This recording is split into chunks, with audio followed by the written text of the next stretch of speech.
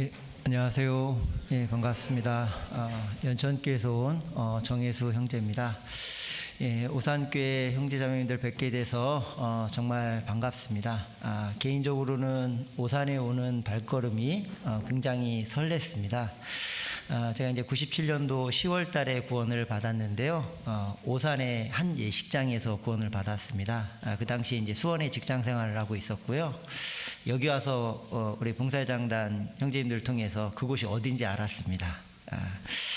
뭐 레전드라고 하시더라고요. 그 당시 한성 예식장에서 계속 전도 집회를 선교원 때 계속 하셨는데 그곳에서 이제 말씀을 들었고 구원을 받았습니다. 그래서 개인적으로 생각하기로는 정말 많은 분들이 나를 위해서 기도해 주신다라는 생각들을 계속 갖게 됩니다. 저뿐만이 아니라 우리 성도님들 한 분 한 분을 위해서 내가 사실은 이름만 들어도 들었지 얼굴도 모르고 그러지만 우리가 함께 기도하잖아요.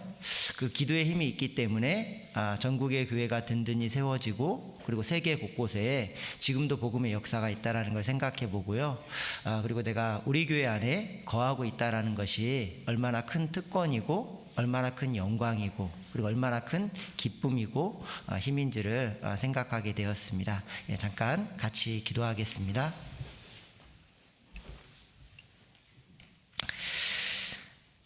하나님 감사합니다. 오늘이란 시간을 우리에게 허락해 주시고 오늘도 주 안에 거할 수 있도록 허락해 주셔서 진심으로 감사드립니다.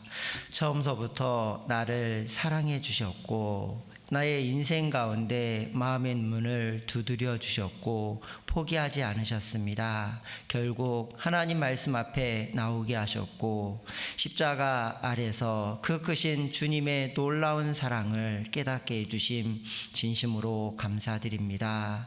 그 주님이 주신 은혜가 너무나도 크고 놀랍기에 주 안에서 그 은혜를 보답하고 싶은 간절한 소원이 있습니다.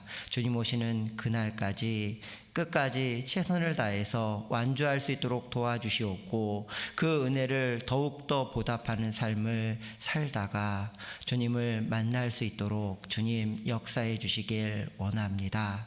특별히 하나님께서 사랑하시는 우리 오산교회 형제 자매님들 한 분 한 분 심령과 삶 가운데 함께해 주셔서 위로해 주시고 힘 주시고 격려해 주시고 하나님이 나를 얼마나 사랑하시는지를 더욱더 깨달아 알아갈 수 있도록 도와주시길 원합니다.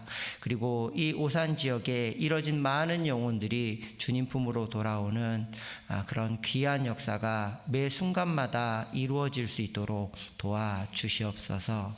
오늘의 한 시간도 모든 것 주 성령께 맡깁니다. 언제나 우리를 사랑하시는 예수님의 이름으로 기도드렸습니다. 아멘.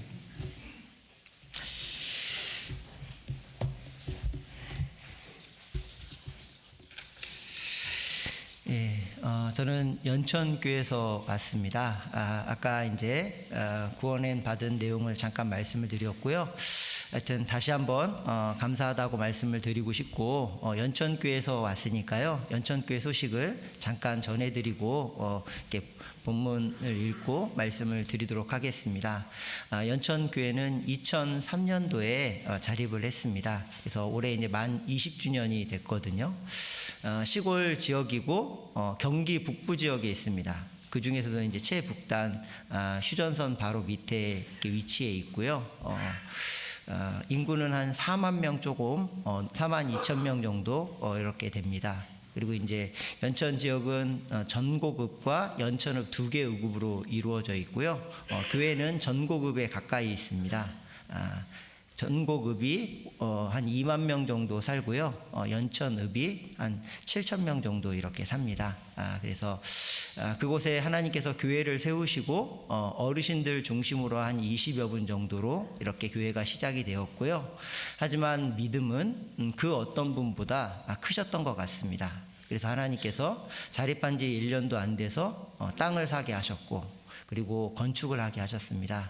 그리고 그 건축된 교회당이 오늘까지 이렇게 오고 있습니다. 그래서 우리 성도님들하고 항상 이렇게 나누는 것은 그 믿음으로 시작했던 그 믿음의 선배님들을 본받아서 우리도 힘있게 더 뭔가 이렇게 복음도 전하고 더 좋은 환경을 좀 만들어야지 않겠나, 그렇게 이제 교제를 하고 있습니다.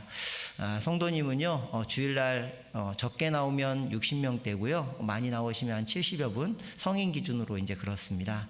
그리고 이제 교회 학교가 올해 이제 좀 전도가 많이 되어서요, 한 20여 명 정도 있습니다. 원래 이제 10명대였는데요, 하나님께서 이렇게 계속 전도하게 하셨고 교회 학교에 좀 인원이 늘어나게 허락을 하셨습니다. 연천 지역은 이제 그 최북단이다 보니까요, 경제적으로는 성도님들이 사실은 많이 어렵습니다. 그래서 대부분 토박이도 계시지만 많은 성도님들이 밀려서 연천 지역까지 오셨어요. 우리도 구원받을 때 그냥 구원받지 않으셨잖아요. 나름대로 다 사연이 있으시고 어려움이 있었고, 그 어려움 가운데 주님을 붙드셨는데, 연천 지역의 성도님들은 더더욱 그러신 것 같습니다. 하지만 주님을 향하는 열정과 전도하고자 하는 마음들은요, 가장 크시고, 그 중에서도 은장의 어르신들이 이 중에 이제 전도하고자 하시는 열정들이 굉장히 크십니다. 그래서 제가 처음에는 오해를 했었는데 많은 반성이 되었습니다. 하루는 은장의 어르신께 전화를 드렸더니만요, 말씀을 듣고 계시는 거예요. 은장회장님이 옆에 오셔가지고 말씀을 듣고 계셔 너무 밝은 목소리로 전화를 하셨어요. 처음엔 이해가 안 됐습니다. 그 전주에 전도 집회였는데 못 나오셨거든요. 근데 왜 이렇게 밝으실까 했더니만 은장회장님이 이렇게 손수 핸드폰에다가 녹음하신 걸 가지고 틀어서 음성으로 말씀을 듣고 계셨어요. 그런데 이제 제 교만한 마음이요, 판단이 올라왔습니다. 아니, 그렇게 가실 거면 교회에 얘기하셔가지고 USB나 영상으로 볼 수 있는 걸 가져가서 같이 들으시면 좋을 건데 했는데, 제가 어르신하고 계속 통화를 하면서 내가 지금 잘못 생각하고 있구나, 그걸 알게 되었습니다. 우리가 중요한 건 마음을 전하는 거잖아요. 은장회장님이 그 성도님을 사랑하는 마음, 연약한 지체를 세우고 구원을 확증해주고자 하는 그 마음이 중요한 거지 방법이 중요한 게 아니겠다 싶습니다. 그래서 많은 반성이 되었고요, 그것을 통해서 더욱더 경험하고 있습니다. 그래서 최근에는 한 어르신이 간증을 하셨어요. 제가 3년 만에 구원을 받았습니다, 그렇게 이제 간증을 해주셨거든요. 그 이제 은장회장님이 계속 전도하셨던 어르신인데, 전도 집회 단골 손님이셔요. 그래서 계속 제가 와서도 제가 이제 지금 2년 차인데요, 계속 전도 집회 때마다 오셔요. 그런데 들으셔도 우리 맹탕이라고 하잖아요. 이게 제대로 들으셨는지 안 들으셨는지 잘 모르겠는 거예요.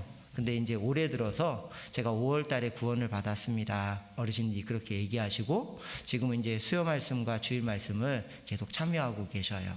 그래서 조금은 더디되는 것 같지만 반복적으로 계속 마음을 쏟으니까 전도가 이루어지고 있습니다.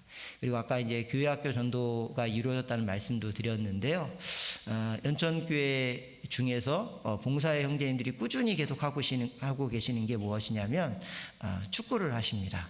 축구하면 별로 안 좋게 생각하시는 분들도 계시잖아요. 시작은 어떻게 시작을 했냐면, 사람들을 만나기가 어려우니까 전도하려고 이제 축구를 시작을 하셨대요. 아는 지인분 초대하고 같이 이렇게 하고, 그런데 전도가 거의 안 되셨답니다. 근데 그래도 포기하기가 어려우셔서 명맥은 계속 유지하신 거예요. 근데 이제 가서 보니까 정말 감사한 건요, 봉사에만 같이 하는 것이 아니라 교회 학교 학생들하고 같이 하는 겁니다. 초등부 고학년 나와도 좋고, 중고등부 학생도 나와도 좋고, 심지어 여학생들도 참여하더라고요. 그러니까 이제 풋살장에서 축구를 하는데 격하게 하는 것이 아니라 그냥 즐기기 위해서 재미있게 하는 겁니다. 그래서 처음의 모습은 교회 학교하고 교회의 어른들하고 하나가 되는 그런 모습들을 이제 보게 되었고요. 근데 그 열매들이 올해 이제 맺게 되었습니다. 이제 그러다 보니까 우리 중고등부 학생들의 친구들이 있잖아요. 친구들 중에서도 축구 좋아하는 친구들이 있는 거예요. 그 얘기가 퍼지고 한 사람 두 사람씩 이제 나오게 되었습니다. 그러다 보니까요, 그 축구를 함께하는 그 친구들을 중심으로 전도 집회 참여를 하게 되었습니다. 그래서 작년 11월 집회에 2명의 학생이 참여를 했고요, 올해 이제 중고등부 집회에 7명 정도가 참여를 했습니다. 그중에 한 3-4명 정도가 확실하게 구원을 받고 학예 수양에 걸쳐서 지금까지 이제 교회학교 인원이요, 초등부도 거의 2배로 늘어났고 중등부도 2배로 늘어났습니다. 원래 교회학교 학생들이 별로 없었는데요.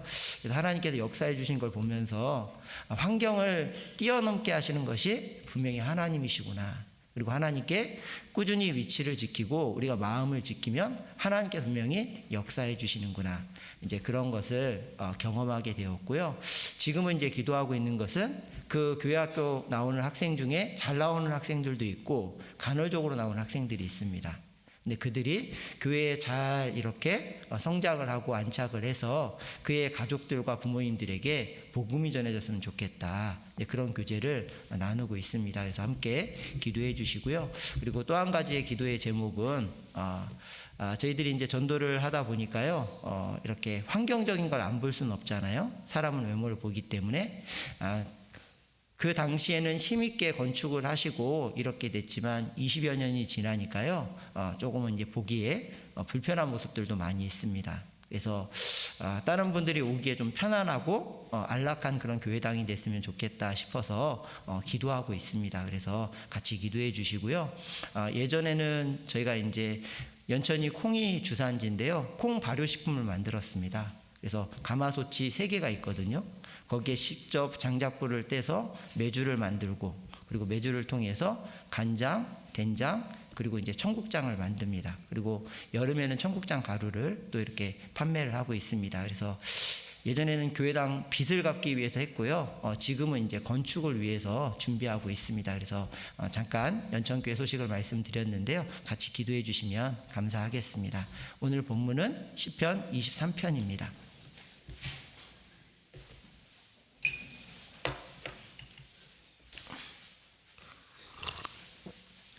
구약 817페이지입니다.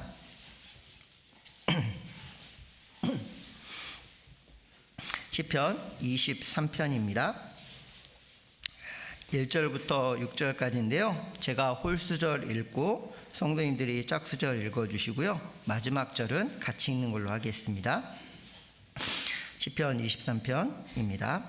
여호와는 나의 목자시니 내가 부족함이 없으리로다.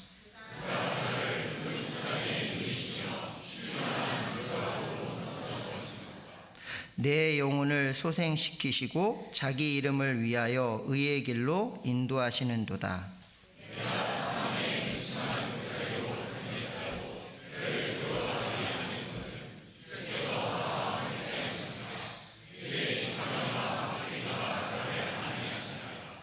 주께서 내 원수의 목전에서 내게 상을 베푸시고 기름으로 내 머리에 바르셨으니 내 잔이 넘치나이다.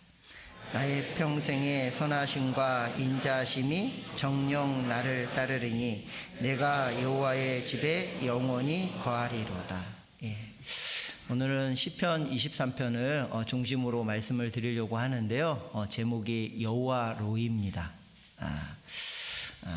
이 여호와 로이라는 말을 아마 처음 들어보시는 분들은 별로 없으실 겁니다. 우리가 하나님에 대해서 알기는 알지만 우리가 아는 게 아니다, 뭐 이런 표현 쓰잖아요.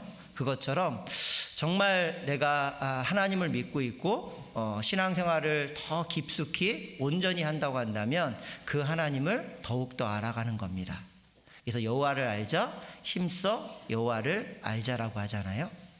사실은 그냥 일반적인 내용만 알고 내가 안다라고 한다면 그 마음이 높아지고 더 이상 하나님을 경험하기엔 어렵습니다. 오히려 그 하나님에 대해서 더 알기를 원하고 하나님이 나의 삶 가운데 역사하시는 것을 경험하기를 원할 때 그 하나님을 하나둘씩 경험하게 됩니다. 그래서 개인적으로는 참 어려운 성경 중에 한 성경이 시편 말씀입니다. 왜냐하면 시편은 삶의 간증을 가지고 있습니다. 그것을 경험해 보지 않고서는 이 내용의 깊이를 이해하기가 너무나도 버겁습니다. 그래서 이 다윗의 시라고 기록되어 있는 이 시편 23편의 내용을 통해서 여호와 로이라고 말씀드렸잖아요. 여호와는 나의 목자시니라고 되어 있습니다. 목자라는 뜻을 가지고 있는 단어가 로이입니다. 그래서 우리가 잘 알고 있는 것처럼 스스로 존재하시는 분, 처음서부터 존재케 하셨던 그분이 여호와라는 그런 이름의 뜻을 가지고 있는 것처럼 이 하나님의 여호와라는 그런 단어 그 옆에 보면요, 수식어가 붙어요. 여호와 로이, 여호와 이레, 여호와 샬롬, 그 다음에 여호와 라파, 여호와 니시. 한 번쯤은 다들 들어보셨을 거예요. 그것을 통해서 우리가 하나님에 대해서 더욱더 알아가고 하나님에 대해서 더욱더 경험하기를 원하십니다. 오늘 찬양대 찬송이 정말 은혜가 되었는데요, 그 찬송을 쭉 들으면서도 제 마음속에 격동이 되었습니다. 주님이 정말 나를 사랑하시고 나를 통해서 정말 하시고자 하시는 일이 무엇인지 너무나도 명확하시잖아요. 우리가 모든 다양한 우리 형제자매들이 직업군이 다양하지만 우리에게 동일한 직업이 있다면 어떤 직업입니까? 사람을 낚는 어부라는 직업이죠. 그것이 얼마나 소중하고 얼마나 귀한지 나를 존귀케 여기시는 것뿐만 아니라 우리에게 그 직업을 주셨고 그것을 부탁하게 하셨고, 그리고 그것이 얼마나 정말 큰 일을 하고 있는 건지 우리가 그것을 생각하고 그 역할에 맞게 살아가야 된다는 걸 잘 알고 있습니다. 그것처럼 하나님에 대해서도 여러 가지를 생각해 볼 수 있는 거잖아요. 그래서 하나님은 너무 광대하시고 너무나도 크시고 너무나도 넓고 너무나도 깊은 분이기 때문에 단편적으로 알기는 어렵습니다. 그 중에 여호와는 나의 목자시니 그 내용을 통해서 교훈을 받아보려고 하는데요. 그래도 몇 가지 그 외에 있는 내용들을 간단하게만 잠깐 먼저 소개시켜 드리고 본론적인 여호와 로일에 대한 내용을 생각해 보려고 합니다. 먼저 또 다른 하나님의 이름이 있는데 여호와 이레입니다. 이레는 준비하시는 하나님이거든요. 믿음의 조상이 아브라함이잖아요. 그 아브라함이 가장 사랑하는 사람이 있습니다. 누굴까요? 사랑하는 독자 이삭입니다. 아내보다 자식을 더 분명히 사랑할 거라는 생각을 해봅니다. 왜냐하면 단어가 여러 수식어가 있잖아요. 사랑하는 독자 이삭. 그냥 이삭이라고 불러도 되는데 사랑하는 이에요. 그리고 자녀가 누구밖에 없어요? 이삭 한 명밖에 없습니다. 그러니까 얼마나 그 마음에 애절하고 사랑하는 마음이 있어요. 근데 그 독자 이삭을 어떻게 하라고요? 하나님께 번제로 드리라라는 겁니다. 참, 이건 너무 과한 요구가 아닐까. 너 하나님을 더 사랑하냐? 자녀를 더 사랑하냐? 마음의 저울질 하시는 거죠. 어느 것을 더 사랑하는 건지, 우리가 하나님보다 더 크게 사랑하는 건 다 뭡니까? 우상이잖아요. 근데 그 마음을 하나님께 드렸을 때 하나님께서 우리의 삶 가운데 얼마나 많은 것들을 준비해 주고 계시고 얼마나 큰 역사를 나타내는지 경험케 하길 원하시는 거예요. 그래서 이 믿음의 조상인 아브라함은요, 모리아산에서 진짜 번제로 드리려고 하잖아요. 칼을 내리 꽂으려고 했을 때 하나님께서 감동하시고 수dob하셨어요. 그러면서 보여주셨습니다. 제물은 독자 이삭이 아니라 누굴 준비했어요? 수풀에 걸려있는 순양을 준비했습니다. 그러면서 여호와께서 준비하셨다. 여호와 일의 하나님을 경험하게 되고 깨닫게 되는 겁니다. 정말 세상의 그 어떤 사람보다 하나님을 더 사랑하느냐, 그것을 경험케 하기 원하시고 그것을 통해서 역사를 나타내길 원하시는 거죠. 우리도 마찬가지지 않습니까? 제가 전도 집회를 하면 가끔씩 저희 어머님이 들으면 불편한 얘기를 한다라고 먼저 소개라고 해요. 제 인생 가운데 저를 가장 사랑하시는 분은 저희 어머님이셨거든요. 과거형이죠. 근데 이제는 누가 됐을까요? 나를 위해 십자가에 돌아가신 예수님이잖아요. 그것이 우리 마음속에 이루어지지 않았다고 한다면 이건 구원받은 사람이라고 이야기하기가 어려울 겁니다. 그리고 그 마음을 지속하는 건 신앙의 가장 큰 원동력이 될 수밖에 없겠죠. 그것을 계속 경험하는 겁니다. 그래서 가족을 버리라는 의미가 사실 실제로 버리라는 그 의미가 아니라 누굴 더 사랑하느냐, 그걸 계속 생각하라는 거잖아요. 그래서 주님께서 우리의 삶 가운데 얼마나 많은 것들을 준비해 주고 계시는지 그것을 경험하기 위해서 내가 주님을 가장 사랑해야 된다라는 것.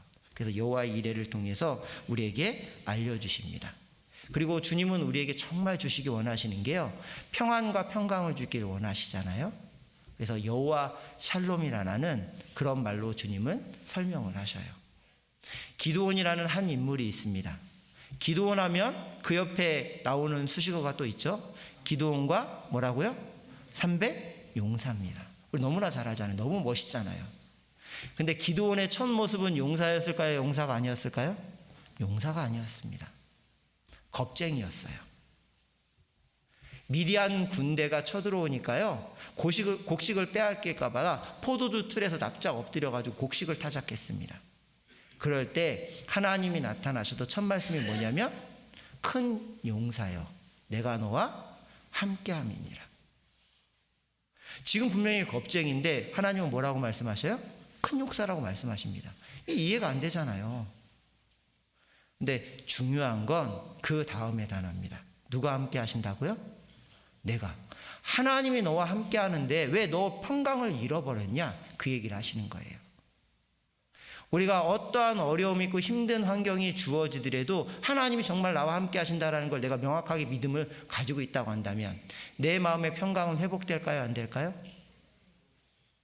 평안에 우리가 찬양 드리는 것처럼 그게 회복이 될 수 있을 겁니다. 주님은 우리의 삶 가운데 평안을 주길 원하시는 거예요. 그리고 여호와 라파라는 또 말이 있습니다. 주님은 치료하시는 하나님이에요. 광야를 가고 그 광야길을 인도하시는 그 과정 가운데 물이 없었습니다. 그런데 물을 만났어요. 근데 물 이름이 뭐냐면 마라라는 쓴물이었습니다. 먹으려고 하는데 먹지 못할 물인 거예요. 얼마나 불평불만이 많았겠습니까? 그때 하나님께서 하나님이 어떠한 하나님인지를 가르쳐주기 위해서 일부러 그곳을 인도하셨거든요. 나뭇가지를 하나 그 물에 던져내니까 그 못 먹을 쓴물이 어떤 물이 됐을까요? 단물이 되었습니다. 그러면서 여호와 라파라고 했어요. 내가 믿는 하나님은 어떠한 하나님이냐? 치료하시는 하나님이라는 거예요. 가장 먼저 나를 치료해 주셨죠. 정말 절대 치료받을 수 없을 것 같은 이 죄병을 치료해 주셨습니다. 그리고 더 놀라운 것은요, 지금도 치료하고 계셔요. 내가 특별한 병이 걸렸나? 그렇게 생각하실 수도 있는데 그게 아니라 내 못된 본성을 치료하고 계십니다. 욱하는 성격, 거친 말투, 그 외에 나만 생각하는 그런 이기적인 것, 다른 사람을 배려하지 못하는 것들, 형제자매들을 시기하고 판단하고 질투하는 이 못된 마음들, 이 모든 것들을 누가 지금 치료하고 계실까요? 하나님께서 치료하고 계십니다. 그것을 더욱더 경험하게 원하시는 거예요. 우리가 주 안에 거하면요, 정말 주의 사람처럼 변화가 됩니다. 그리스도의 형상이 이루어지기까지 해산하는 수고를 다시 한다라고 사도 바울이 고백했던 것처럼 우리 믿음을 갖고 있는 우리 식구들이 함께 기도하고 있고 함께하는 그 가운데서 우리를 계속 치료하고 계셔요. 그래서 주님을 만날 때 덜 부끄러운 모습으로 정말 주님의 사람처럼 더 많이 변화된 그 영광된 그런 만남을 위해서 우리를 계속 치료하고 계십니다. 그리고 그 치료의 과정을 보는 많은 주변의 사랑하는 가족들과 지인들이 뭐예요? 저건 하나님의 역사다.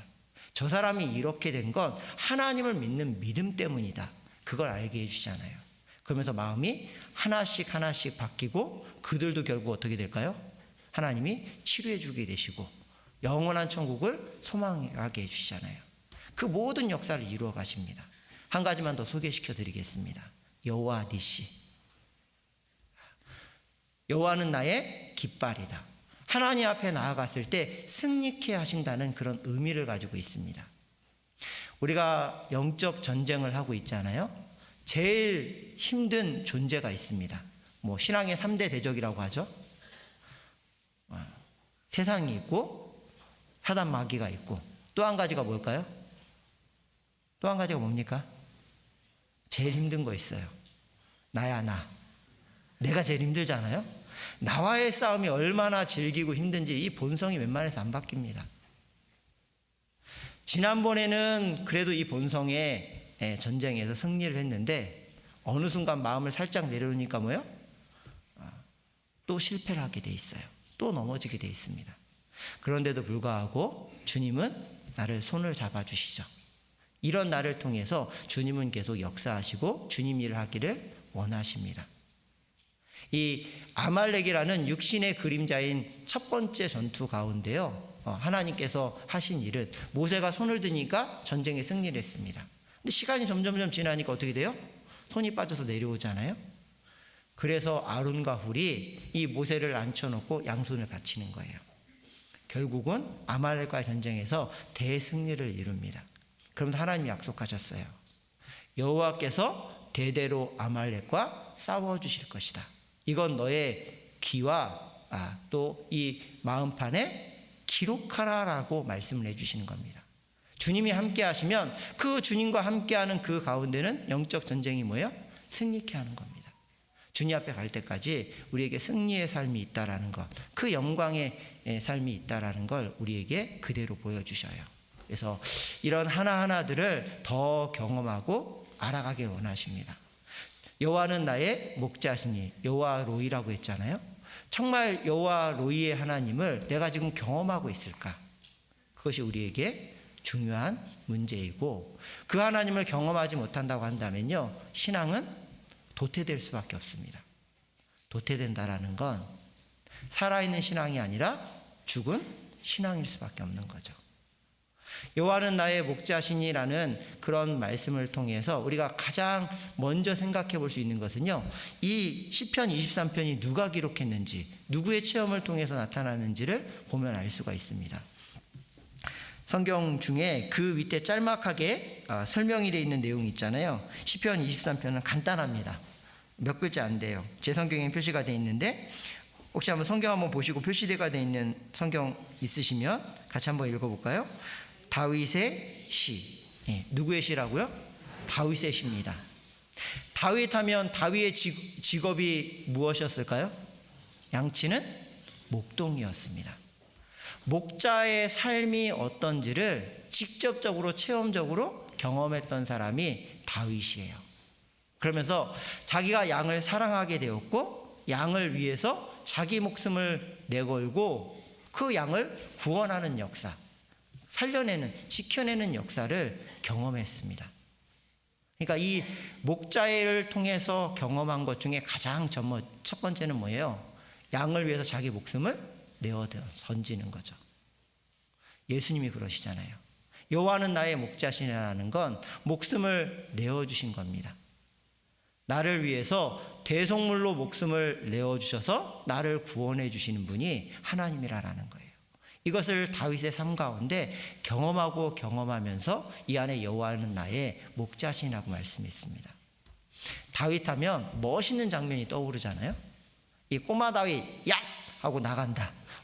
초등부 찬양할 때 이렇게 나오는 것처럼 이 꼬마 다윗인데 누구하고 싸웠어요? 거인 골리앗 장수하고 싸웠습니다. 이 꼬마였던 소년과 정말 전쟁 중에 뼈가 굵은 이 장수와 싸우면 누가 이길 수밖에 없을까요? 당연히 장수가 이길 수밖에 없습니다. 그런데 어떻게 그런 용기가 생겼을까? 어떤 그 힘이 주어졌을까? 어떻게 다윗을 통해서 그런 귀한 역사가 나타났을까? 그것을 경험할 수 있는 건 여호와 로이, 여호와는 나의 목자시라는 것. 그것이 삶 가운데 경험이 돼 있었기 때문에요, 그 경험된 삶을 통해서 그 힘이 나올 수가 있었던 겁니다. 이 양을 지키다 보니까 맹수들이 노리잖아요. 처음부터 담대한 마음이 생기지 않았을 거예요. 몇 번 양을 빼앗기고 양이 죽은 모습을 보면서 충격을 받게 되었고, 그 마음에 격동된 마음이 생겼겠죠. 그러면서 하나님을 기억하며 용기를 냈을 겁니다. 하나님께 아마 기도했는지도, 많은 시간 기도했을 거라고 생각을 해봅니다. 그러면서 하나님께서 주신 마음을, 이 양을 사랑하는 마음을 정말 주셨어요. 그래서 그 격동된 마음이 있으니까 누구하고 싸워요? 사자와 곰하고도 싸우는 겁니다. 사자의 입을 벌려서 양을 빼앗아 옵니다.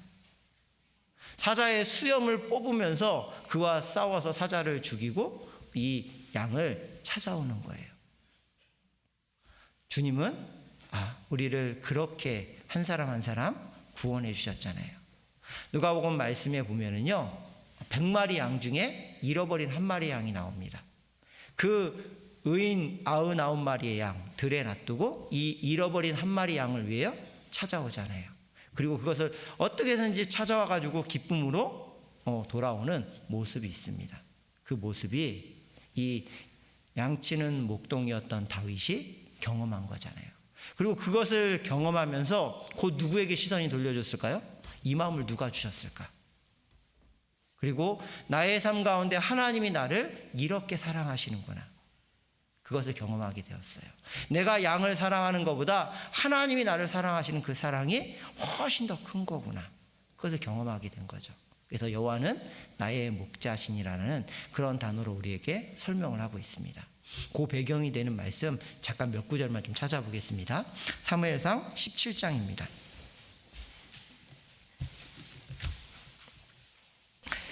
구약 437페이지입니다.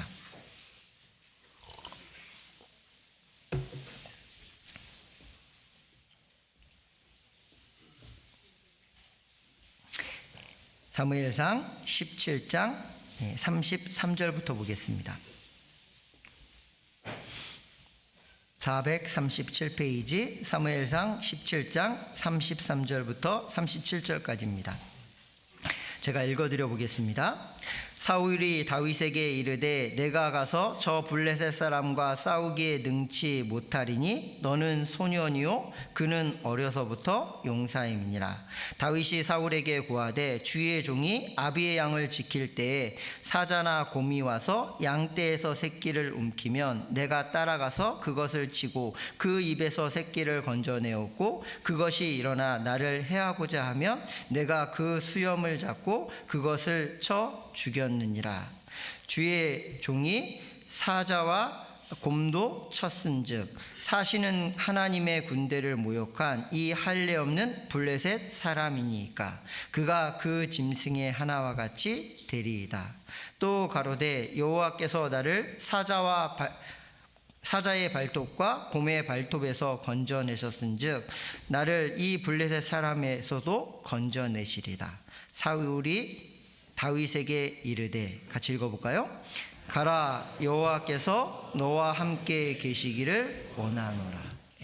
조금 전까지 사울은요 극구 말렸어요. 넌 소년이고 이 거인 골리앗은 장수다. 이건 게임이 안 된다. 이건 하나만하다. 그렇게 여겼던 이 사울의 마음이 바뀌어지고 격동된 마음으로 바뀌었습니다. 믿음이 전도가 되었죠. 왜 그렇게 되었습니까? 사울 왕이 잊어버렸던 것이 있어요. 내가 믿고 있는 하나님은 죽은 하나님이 아니라 지금도 살아서 역사하시는 하나님이에요. 그 하나님이 지금도 함께 하시냐 함께 하시지 않냐, 이것을 믿음으로 화합하냐 그렇지 못하냐, 거기에 따라서 결과는 완전히 바뀐다라는 거예요. 다윗은 계속 지금 경험해 오고 있습니다. 내가 믿는 하나님은 살아서 역사하시는 하나님이에요. 그것을 경험했기 때문에 이 골리앗 장수, 하나님을 저렇게 모욕하는데 살아계신 하나님이 그 모든 걸 다 들으셨을까요? 안 들으셨을까요? 다 들으셨어요. 그러면 이 골리앗 장수를 죽이시겠습니까? 안 죽이시겠습니까? 당연히 죽이고 말고요. 누굴 통해서 그걸 할 거냐? 살아계신 하나님에 대한 믿음이 있는 사람을 통해서 그 믿음의 역사가 나타나는 거잖아요. 그래서 여호와께서 너와 함께 계시기를 정말 내가 원한다. 그걸 믿는다. 가서 싸우라라고 그렇게 얘기를 하는 거예요. 그래서 이 골리앗 장수 앞에 다윗이 나가서 단칼에 베어버리잖아요. 그리고 그것을 배울 때 사실 칼이 있었던 건 아니죠. 무기가 뭐였습니까? 평상시에 갖고 있었던 물맷돌이에요. 거기에 돌이 있는 거잖아요. 자갈 몇 개 준비해가지고 그걸 준비해서 나갔습니다. 우리가 갖고 있는 무기는 인간적인 무기가 아니잖아요. 하나님의 무기가 필요한 거죠. 내가 일상의 삶 가운데 경험하고 있고 내가 사용하고 있는 것, 그것을 통해서 누가 역사하셔요? 하나님이 역사해 주시는 겁니다. 그게 믿음의 무기잖아요. 그것을 통해서 이 골리앗 장수를 쓰러뜨리게 되죠. 물맷돌을 던져 넣는데 얼마나 명중률이 좋은지요. 여기 정중앙에 그것도 어떻게 해요? 박혀버리잖아요.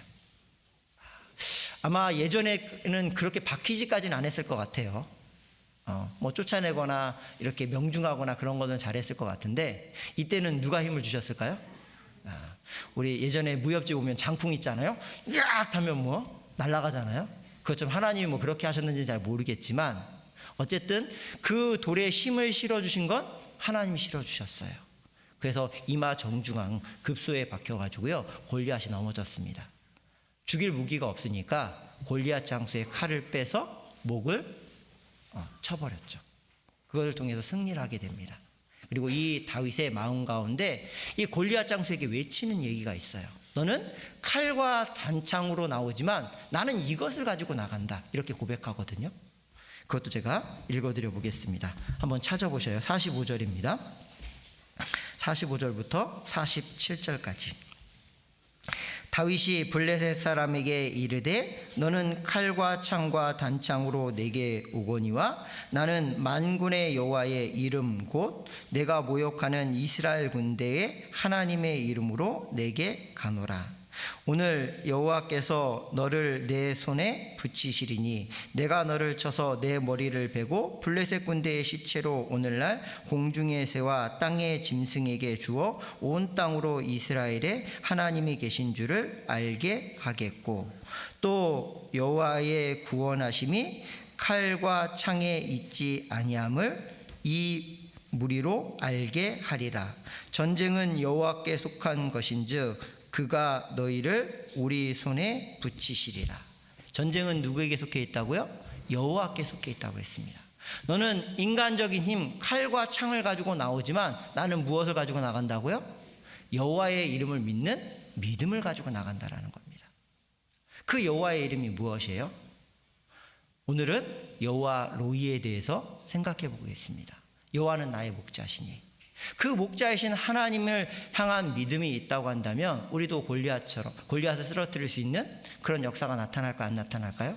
분명히 나타납니다. 우리가 전도하다 보면요, 골리앗과 같은 사람들이 너무 많이 만나요. 다음 주에도 구역의 전도 집회가 계속 있으시잖아요. 그리고 사실 가장 강력한 골리앗은 누굴까요? 나를 그렇게 잘 아는 사랑하는 가족들이잖아요. 전도하려고 하는데 그렇게 힘듭니까? 내 마음을 왜 그렇게 몰라주는지. 5년째 전도하고 있고 10년째 전도하고 있고 20년이 넘게 전도하는 분들도 계실 겁니다. 아무리 강력한 골리앗과 같은 그런 마음이 있어도 반드시 무너질까요? 안 무너질까요? 무너집니다. 여호와의 이름으로 우리가 계속 나가고 있어요. 그 믿음이 변치 않는다고 한다면 주 예수를 믿으라, 그리하면 너와 내 집이 구원을 얻으라는 약속의 말씀이 반드시 이루어집니다. 세계 정세를 보면 주님이 곧 오늘이라도 오실 것 같아요. 나의 육신적인 생각으로는 편할 것 같지만 아직 구원받지 못한 사랑하는 가족들과 주변의 지인들이 있기 때문에 조금 더 미루어 주셨으면 좋겠다는 소원이 있습니다. 그 소원을 반드시 이루어 주실까요? 안 이루어 주실까요? 이루어 주시는 겁니다. 내가 하나님을 향한 그 하나님의 이름을 믿는 믿음이 있다고 한다면, 그 말씀에 대한 믿음이 있다고 한다면 분명히 이루어 주셔야 안 이루어 주셔요? 이루어 주십니다. 우리가 그것을 끝까지 붙들고 주님이 주어진 기회가 있을 때마다 최선을 다한다고 한다면 그 역사가 분명히 이루어집니다. 그것을 경험케 하셔요. 야, 어떻게 저 사람이 구원을 받았지? 물론 과정에 충실해야지만 그게 이루어지는 것 같습니다. 우리가 전도하다 보면은요, 결과에 집중하잖아요. 이번에 내가 전도를 하고 최선을 다했습니다. 그럼 이번에 어떻게 해야 돼요? 꼭 참석해야 됩니다. 꼭 참석했으면 어떻게 해야 돼요? 꼭 구원을 받아야 되죠. 근데 그게 내 생각과 다르게 나타나니까 우리의 마음속에 실망이 들어오고 낭망된 마음이 들어오고 결국 뭐까지 가요? 포기하는 마음까지 가버리게 됩니다. 주님이 나를 향해서 얼마나 오래 참아주셨는지를 생각해 볼 필요가 있어요. 사실 나보다 그 골리앗과 같은 그 마음벌을 갖고 있는 그 사랑하는 가족들과 지인들, 그들을 향한 그 마음, 내가 그들을 사랑하는 마음이 더 클까요? 주님이 그들을 사랑하는 마음이 더 클까요? 누가 더 큽니까? 주님이 그들을 사랑하는 마음이 훨씬 더 크거든요. 계속 역사합니다. 어떤 분은 그렇게 얘기하시잖아요. 그럼 그렇지. 나도 즐기고 즐긴데 버티고 버티다가 구원을 받았는데, 그걸 경험케 하시잖아요. 이 한 영혼이 왜 소중한지 그것을 더욱더 경험하게 하시고, 그 한 영혼이 구원받기 위해서 얼마나 많은 간절한 기도와 얼마나 많은 그런 노력이 필요했는지를 경험케 하십니다. 그 모든 것들이 이루어지는 거잖아요. 그래서 다윗이 경험한 그 하나님을 우리도 경험하길 원하셔요. 그래서 우리의 삶 가운데 주님을 향한 그 믿음이 있다고 한다면 그 구원의 역사가 계속 이루어지는 걸 경험하십니다. 그래서 우리가 결과에 집중하지 말고요, 과정에 최선을 다했으면 좋겠습니다. 그러면 힘이 생겨요. 그리고 서로 격려해 주시면 좋을 것 같아요. 기도 부탁 내놓으면요, 정말 잘했다고. 왜냐면 체면 때문에 기도 부탁 내놓는 것까지도 불안해 하시죠? 두려우시잖아요. 기도 부탁 내놓는 건 사실은 즐거운 일인데 형제자매들이 기도해 주니까 얼마나 기쁘고 즐거운 거예요. 근데 여러 번 기도 부탁을 하다 보니까 내야 될까 말아야 될까부터 고민을 하죠. 고민하지 마시고요, 먼저 기도 부탁을 내셔요. 그리고 기도 부탁 내신 분들에게 정말 잘했다고, 함께 기도해 주겠다고, 우리 다시 한번 힘을 내보자고 서로 격려했으면 좋겠습니다. 그리고 참여를 하신 분들이 비록 구원의 역사가 이루어지지 않고 마음의 변화가 더디 변화가 되는 것 같더라도요, 감사하다고 표현해 보십시오. 정말 이번에 참여해 주셔서 고맙다고, 다음번에 또 기회가 된다면 다음번에 또 와줬으면 좋겠다고, 정말 나는 함께 영원한 천국에 정말 이 행복을 알고 싶다고, 알려주고 싶다고, 그렇게 감사의 말을 전해 보십시오. 그리고 하나님께 또 기회를 달라고, 또 최선을 다할 수 있도록 도와달라고 그렇게 간구한다고 한다면 그것이 한 번, 두 번 쌓이고 쌓여서 결국 그 마음이 전해질까요? 안 전해질까요? 전해집니다.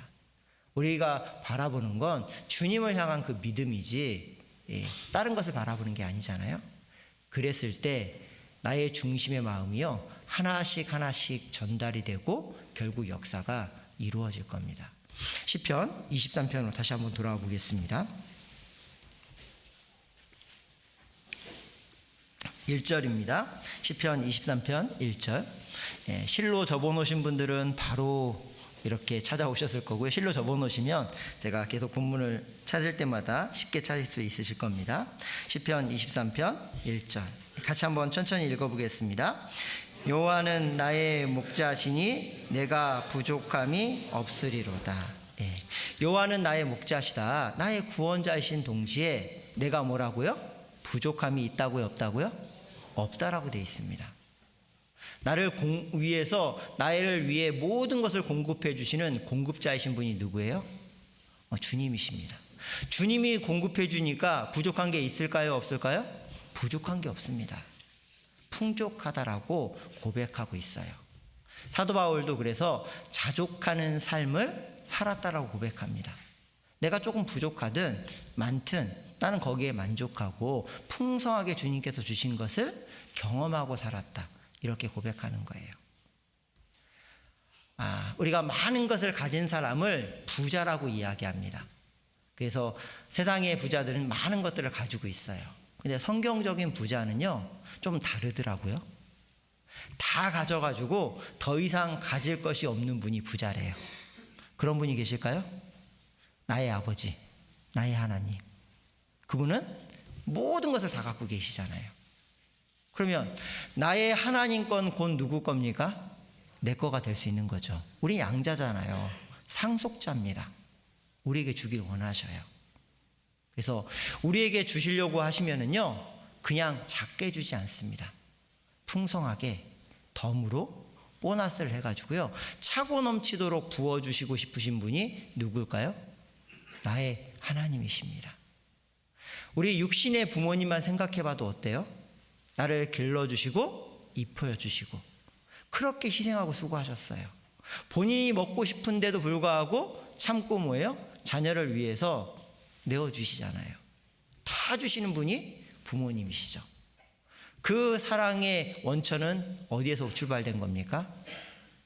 나를 위해 목숨까지 내어주신, 하나밖에 없는 아들의 목숨도 내어주신 하나님이시잖아요. 그 하나님이 우리를 위해서 얼마나 많이 주실까? 후히 주시고 꾸짖지 아니하시는 하나님이라고 야고보서 1장 5절에 보면 기록되어 있습니다. 후히 주시는 거예요. 풍성하게 주십니다. 그리고 꾸짖지 않는다고 되어 있어요. 꾸짖지 않는다는 건 뭘까요? 야, 너 꼴을 보니까 나 별로 주고 싶지 않다, 이렇게 얘기하시는 분이 아니라라는 거예요. 내가 하나님께 나아가면 어떠한 모양이든지 간에 뭐예요? 항상 하나님은 풍성하게 부어주시는 하나님이라는 걸 알 수가 있습니다. 물론 단지 하나님이 보시는 게 있어요. 뭘 보실까요? 나의 믿음을 보십니다. 믿음의 상태가 줄만 하면 뭐예요? 다 주시는 분이에요.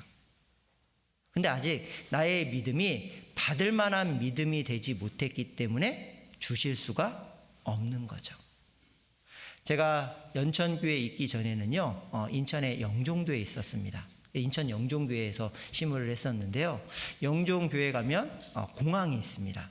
이 공항이 영종도의 거의 절반 정도가 되거든요. 엄청난 땅이에요.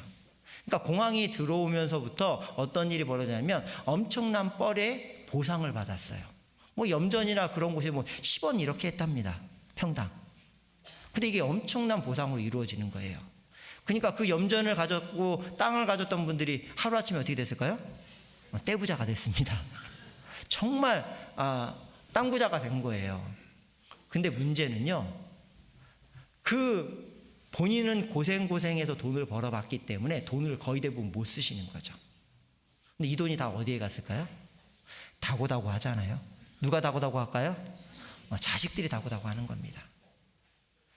분명히 자식에게 돈을 주면 얘가 안 좋은 일이 생길 건데, 문제가 생길 건데 뻔히 알아요. 그러다 보니까 버티십니다, 대부분 분들은. 그런데 자식이 있는 부모가 없죠. 결국은 주게 돼요. 그래서 얘기를 들어보니까 사연들이 너무 많습니다. 돈을 주니까요, 스포츠카부터 뽑아요. 남쪽과 북쪽에 이게 도로가 있거든요. 거기를 달리는 겁니다. 그러다가 전복되고 자식을 잃어버려요. 이런 일이 비일비재합니다. 사업하다가 망하고 모든 걸 다 잃어버리는 거예요. 능력이 안 되는데 주니까 어떻게 됩니까? 결과는 뻔한 거죠. 하나님도 마찬가지입니다. 우리가 믿음이 있고 관리할 능력이 된다고 한다면 그것을 주실까요, 안 주실까요? 주시는 분이라는 걸 우리가 경험할 필요가 있습니다. 그래서 하나님 앞에 정말 하나님이 나의 공급자라는 것을 감사함이 있고 그거에 대한 마음이 있다라고 한다면 그 마음을 우리가 뭐예요? 믿음으로 드리고 있잖아요. 그래서 하나님과 재물을 뭐 할 수 없다고요? 겸하여 섬길 수 없다고 되어 있습니다.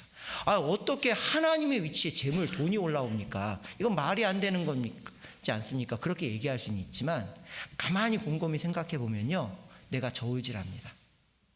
그 하나님을 향한 그 마음을 돈 때문에 저울질하게 돼 있어요. 그래서 우리 교회 학교나 특별히 이게 사회생활을 해서 처음으로 내가 돈을 벌게 되는 이 청년회 때 하나님 앞에 그 마음을 드리는 그 헌금 생활에 대해서 말씀들을 해주시잖아요. 이 헌금은 마음의 표현이죠. 우리 옆에 적혀져 있죠. 여호와께서 내게 주신 모든 은혜를 무엇으로 보답할꼬. 무엇으로 보답하기 시작하십니까? 가장 첫 번째가 물질이라는 거예요. 내가 가진 모든 것들은 다 누구 거예요? 하나님의 겁니다. 그러면 그 하나님의 것을 누구한테 가장 먼저 드려야 될까요? 하나님께 드려야 되는 거예요. 그걸 어떻게 할 수 있냐? 마음의 그 표현을 물질로 드리는 겁니다. 그게 11조의 기원이 되기도 하는 거죠. 그래서 말라기 성경 마지막 이스라엘의 그런 암흑과 같은 그런 신앙을 갖고 있었던 그들에게 너희가 나의 것을 뭐 했다고요? 도적질했다고 했습니다. 하나님 우리가 어떻게 도적질했습니까? 그렇게 얘기할 때 너희가 11조를 도적질했다고 이야기하는 거예요. 그러면서 무엇부터 다시 출발해라. 마음을 드리는 그것부터 출발하라는 거예요. 잠언 23장 26절에 보면 내 아들아라고 부르십니다. 그 내 아들아라는 표현이 뭘까요? 내가 너를 위해서 독생자 목숨을 내어줬다라는 거예요. 내가 너를 위해서 죽었지 않냐. 나는 너를 그렇게 사랑한다. 그러면서 내게 요구하는 게 딱 한 가지가 있다. 무엇을 요구하실까요? 너의 마음을 내게 다오라고 말씀하셨어요. 그 마음을 드리는 표현들을 하길 원하는 겁니다. 사랑은 짝사랑으로 끝날 수가 없는 거죠. 서로 사랑하라는 거잖아요.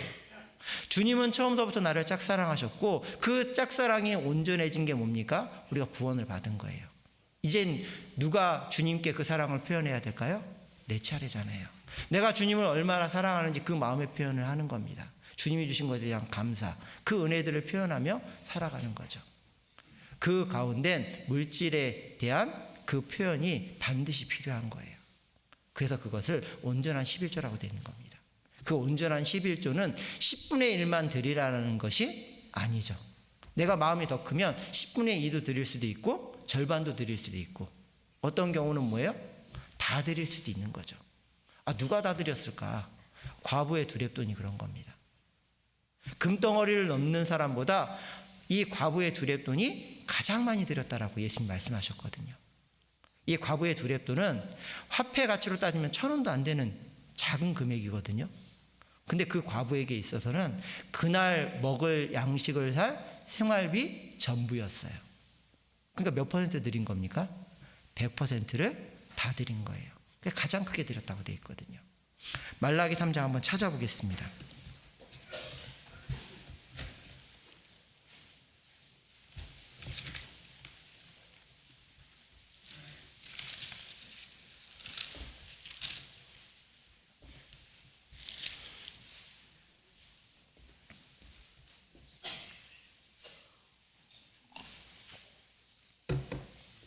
말라기 3장 10절입니다. 1330페이지 있습니다. 말라기 3장 10절.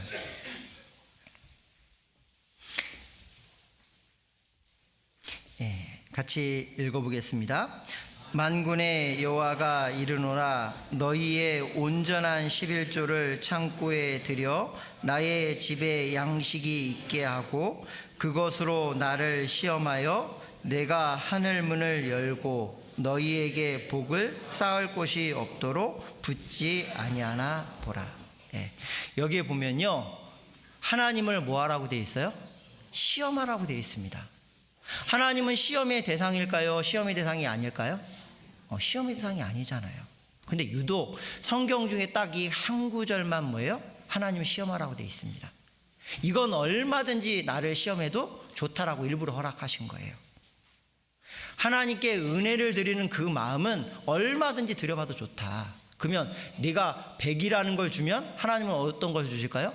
1000이라는 걸 주고 10,000이라는 걸 주는 거예요.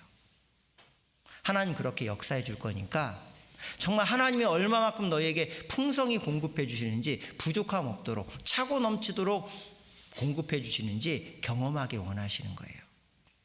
그러기 위해선 우리의 마음을 주님께 드려야 됩니다. 드리면 주님께서 갚아주시는 거예요. 어떻게 갚아주시냐? 하늘문을 열고 너희에게 복을, 그 다음에 뭐라고 되어 있어요? 쌓을 곳이 없도록 부어주신다고 그랬어요. 흘러서 차고 넘치도록 부어주시는 분이 누굽니까? 하나님이시라는 거예요. 이것은 우리의 신앙생활 가운데 분명히 경험해야 될 내용 중에 하나가 아닐까 생각해 봅니다. 연천 지역은 어려운 성도님들이 많으셔요. 그래서 그 어려운 성도님들을 이야기를 듣다 보면은요, 하나님께서 얼마나 이렇게 역사해 주셨는지, 어떻게 부어주셨는지 그걸 알게 되십니다. 한 형제님은 노숙자셨어요. 원래 이렇게 수석 그 일을 하셔가지고요, 굉장히 큰 돈을 버셨습니다. 예전에는 노무현 대통령이 찾아오셔가지고요, 유지처럼 이렇게 지내셨던 분이에요. 근데 한순간에 완전히 다 망하시고 빚쟁이가 되셨어요. 그래서 노숙자처럼 지내시는데 그분을 전도하고, 전도해서 지금은 이제 은장의 총무님이 되 계시는데요, 주님께서 역사하신 부분들을 쭉 이렇게 보시는데 처음에는 물도 안 들어오는 그런 곳에서 그냥 허름한 버려진 그런 집에서 생활을 하셨대요. 근데 지금은 이렇게 번듯하게 나라에서 집도 주고, 그리고 또 가정도 새로 또 꾸리시고 추 안에서 가정이 되셔서 힘있게 봉사하시며 살아가셔요. 10년 동안 노년의 구원을 받으셨는데 찬양대에서 계속 비가 오나 눈이 오나 오토바이 타고 다니시면서요 계속 봉사하시고 힘있게 하셨어요. 그러면서 그 형제님의 이름을 딱 거론하면요 연천 지역에 그분 사람 됐어요. 그렇게 표현하셔요. 그 말 한마디가 뭡니까? 누가 역사하셨다라는 거예요? 하나님이 역사하셨다라는 거예요. 본인도 경험하셨고 그리고 주변에 있는 사람들이 그것을 다 보게 하시는 거죠. 지금도 힘있게 신앙생활 하셔요. 하나님 역사하십니다. 저희 연천교회가 지금 이제 건축을 해야 되는 그런 상황 가운데 있는데요. 10월 8일과 9일에 그래서 형제님들에게 좀 마음을 더 모아보고자 어떻게 하면 좋을까 고민을 하다가요. 없는 전체 임원 수련회를 새로 일정을 잡았습니다. 그래서 우리가 우물 안에 개구리가 되면 안 되잖아요. 전국교회 힘있게 역사하시는 교회들을 좀 보기를 원해서 어딜 갈까요? 라고 고민을 했는데 첫 번째 나온 교회가 강진교회입니다. 강진교회가 왜 나왔냐면 저희 교회보다 딱 1년 늦게 자립을 했어요. 그리고 1년 늦게 건축을 했습니다. 누굴 보고 건축했냐면 연천북 교회를 보고 건축을 한 거예요. 연천교회에 격동된 어르신들의 마음을 보고 우리도 할 수 있다. 그리고 와서 입당치러 와서 보니까요 교회당이 너무 좋은 거죠. 설계도를 그대로 가져가 가지고요 쌍둥이 건물로 똑같이 지으셨어요. 근데 순서가 뒤바뀌었습니다. 저희하고 똑같은 환경이다 보니까요 교회당이 이제 많이 어려운 거죠. 그래서 형제자매들이 힘을 모아 가지고요 뼈대만 놔두고 완전히 리모델링을 싹 다 하셨어요. 그리고 교육관도 크게 지셨습니다. 그 이야기를 우리 봉사 형제님들이 이제 알고 계시기 때문에 처음에 가고 싶은 게 거기라는 거예요. 가서 보고 싶다라는 거죠. 그래서 이제 그곳을 다녀왔습니다. 근데 가는 여정이 7시간이에요. 쉽지가 않죠. 봉사회장단만 갈까 그러다가 일이 좀 커졌습니다. 임원 수련회까지 됐어요. 아이들까지 포함해서 45명 버스 한 대 딱 채워가지고요 다녀왔습니다. 그리고 이제 강진교회를 가려고 하니까 강진교회가 교사 수련회 가지고요 그 일정이 가기가 어려운 거예요. 근데 하나님 지혜를 주셔서 그 옆에 신안교회가 있거든요. 1시간 반 정도 거리가 되는데 신안교회는 저희 그 초창기 때 계셨던 어르신 한 가정이 가서 농사를 짓고 계셔요. 그래서 신안교회 태동의 모습이 연천교회 태동의 모습과 동일하기도 하고 그리고 또 어르신이 계시기 때문에 저희가 어떻게 이렇게 교회가 생기고 어떻게 주님이 저희 교회에 역사해 주셨는지 간증을 해 주실 수 있을 것 같아서 신안교회 소식도 듣고 그 다음에 강진교회까지 이렇게 보고 왔거든요. 그러면서 이제 간증을 해 주신 내용을 통해서 정말 은혜가 되고 감사가 되었습니다. 얼마나 어려운 환경을 뛰어넘고 주님을 의지하고 이렇게 신앙생활을 하시는지 그리고 주님께 드리니까 주님께서 얼마나 큰 역사를 이루어 주셨는지 간증교회 중에 형제님 간증이 기억이 나는데요. 건축을 하려니까 사실은 두렵고 떨리잖아요. 그리고 마음이 작아질 수밖에 없는 거잖아요. 처음부터 커지진 않죠. 근데 하나님께서 계속 키워가시는데 딱 한 가지 생각을 주셨대요. 내가 최선을 다했으면 좋겠다. 그 한 가지 생각을 주셨는데 어떻게 하는 게 최선을 다할 걸까 고민하시다가요 마음에 결정이 된 게 있대요. 하나님이 내게 주신 것 그게 다 하나님이 주신 거잖아요. 그럼 하나님께 최선을 다하는 건 뭐냐면 내가 쓰는 것보다 누구에게 드리는 게 더 많으면 좋겠어요? 하나님께 드리는 게 더 많았으면 좋겠다. 그래서 마음에 결정한 게 뭐냐면요 하나님이 주신 거에 51% 이상을 하나님께 드려보자. 이런 마음으로 건축했다라고 말씀을 하시더라고요. 제게도 많은 격동이 되었고 우리 형제자매들도 많이 격동을 받고 왔는데요. 그게 정말 맞지 않을까 싶습니다. 그래서 그런 가운데 엄청난 큰 역사를 경험하고 형제님이 한마디 하셨어요. 내가 경험한 하나님에 대해서 강진교회가 경험한 하나님에 대해서 연천교회 성도님들도 함께 경험해 봤으면 좋겠습니다. 그렇게 말씀해 주셨거든요. 지금도 아직은 우리가 그 형제님의 믿음처럼 다 이렇게 믿음이 되진 않지만 제가 이런 얘기를 말씀을 드리는 건 여기 많은 성도님들이 계시잖아요. 함께 기도해 주시면 우리 연천교회 성도님들 한 분 한 분이 동일한 그런 마음들이 되고 그렇게 또 우리 교회를 통해서도 역사해 주시지 않을까 싶어서 잠깐 말씀을 드렸습니다. 그래서 우리가 믿는 그 하나님이 어떻게 풍성히 공급해 주시고 역사해 주시는지를 잠깐 설명을 드렸고요. 다시 한번 시편 23편 보겠습니다. 2절 3절입니다. 시편 23편 2절 3절 제가 읽어드리겠습니다. 그가 나를 푸른 초장에 누이시며 쉴만한 물가로 인도하시는도다. 내 영혼을 소생시키시고 자기의 이름을 위하여 의의 길로 인도하시는도다. 여기에 보면 2절에도 나온 단어가 3절에도 동일하게 나옵니다. 눈치가 빠르신 분들은 금방 체크를 하셨을 거예요. 인도라는 단어가 나와요. 나를 인도하시는 분이 누구라고요? 주님이시라는 거예요. 우리가 고민할 필요가 없습니다. 우리 어르신들 해외여행 가면 고민해요? 고민 안 해요? 고민 안 합니다. 왜? 여행사만 잘 선택하면 돼요. 그러면 한 번도 가지 못했는데도 불구하고 여행 가이드가 알아서 뭐예요? 잘 스케줄 잡아주고, 그리고 돈만 내면 알아서 뭐예요? 다 이렇게 구경시켜주고 다 하잖아요. 비행기 한 번 안 타봤어도, 한 번 가보지 못해도 그 인도자만 제대로 되면 그 길을 쭉 갑니다. 그것처럼 우리의 인생길 가운데서 가장 확실하고 가장 선한 길, 가장 지름길, 가장 최선의 빠른 길로 인도해 주시는 분이 누구라고요? 주님이시라는 겁니다. 광야 교회에 3일 길을 앞서서 법궤가 갔어요. 그것은 시각적으로 일부러 보여주신 겁니다. 우리 인생 가운데 앞서 계획하고 계시는 분이 누구냐? 하나님이시라는 거예요. 우리 이세돌 구단이 AI하고 바둑을 뒀잖아요. 누가 이겼습니까? AI가 이겼어요. 왜 이겼을까요? 몇 수 앞을 더 많이 보는 거죠. 보통 바둑을 잘 두는 사람은요, 몇 수 앞을 두냐에 따라서 단수가 바뀌는 거잖아요. 근데 이게 컴퓨터다 보니까 슈퍼컴퓨터예요. 슈퍼컴퓨터의 특징은 뭐냐면 여러 수를 한 번에 다 계산할 수 있습니다. 그러니까 경우의 수를 다 계산하니까 이세돌 구단보다 이길 수밖에 없는 거잖아요. 이게 자명한 이치입니다. 요즘에 컴퓨터가 더 좋아져 가지고요, 이건 뭐 말을 할 필요가 없습니다. 근데 이세돌 구단이 한 번 이겼죠. 왜 이겼을까요? 엉뚱한 수를 둔 겁니다. 보통 바둑을 두지 않는 그런 수를 두니까 이 AI가 갈피를 못 잡는 거죠. 도대체 이거 뭐냐? 그래가지고 진 겁니다. 근데 이제는 그것도 안 통하겠죠. 왜? 그걸 또 학습을 했거든요. 제가 무슨 얘기를 드리고 싶냐면, 하나님이 우리의 인도자라는 건 몇 수 앞을 보고 계실까요? 이런 경우 저런 경우 고민할 필요 없습니다. 하나님은 다 계산하고 계셔요? 안 계산하고 계셔요? 계산하고 계십니다.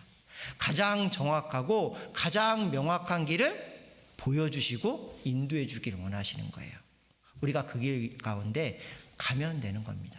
내가 해야 될 일은 그 길을 하나님께 묻고 하나님이 가르쳐 주시면 그 가운데 순종하면 돼요. 푸른 초장에 누이시고 쉴만한 물가로 인도하신다고 했어요. 푸른 초장에는 꼴이 있습니다. 먹을 것이 풍성해요.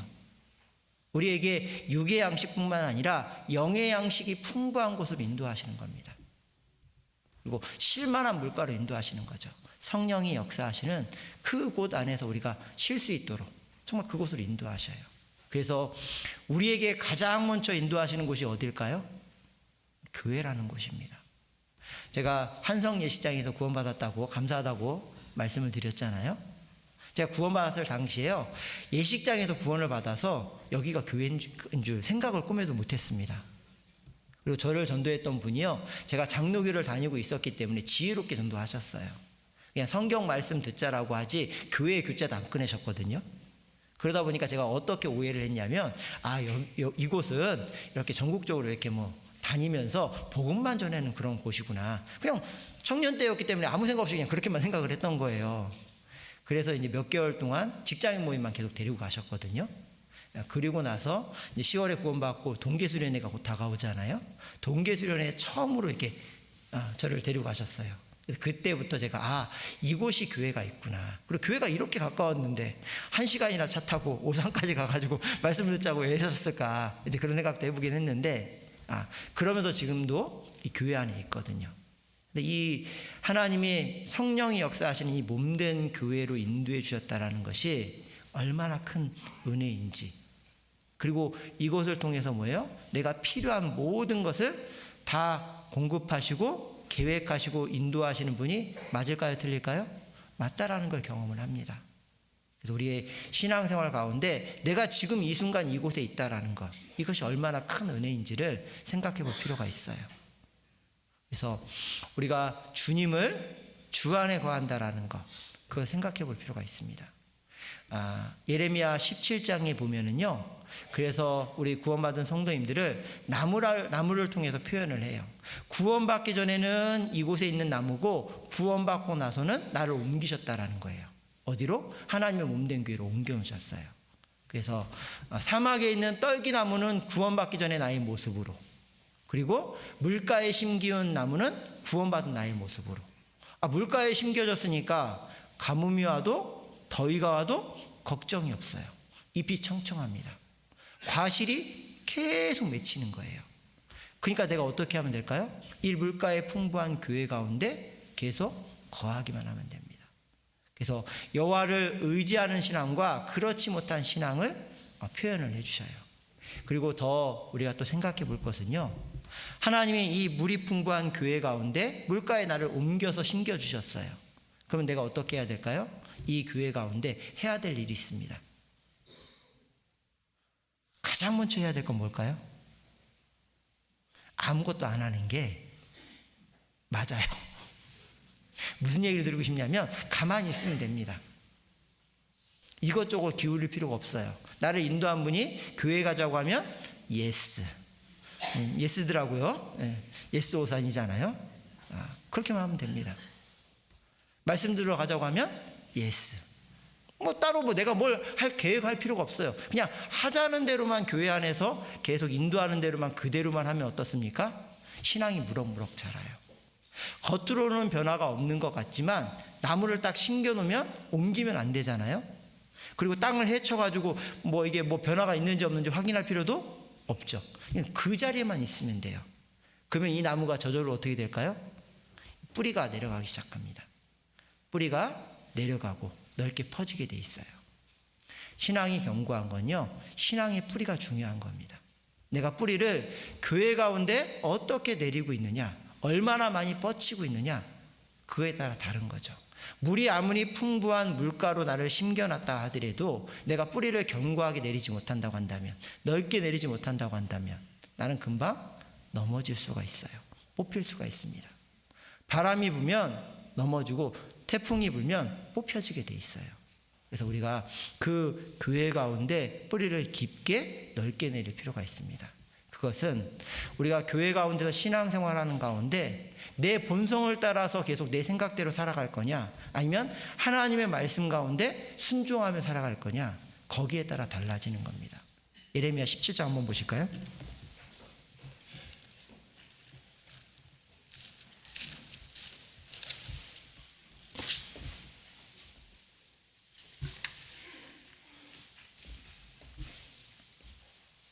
예레미야 17장 5절부터 제가 읽어드리겠습니다.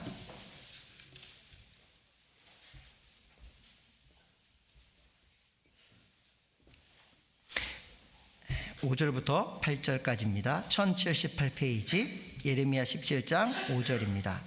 나 여호와가 이같이 말하노라. 무릇 사람을 믿으며 혈육으로 그 권력을 삼고 마음이 여호와에게서 떠난 그 사람은 저주를 받을 것이라.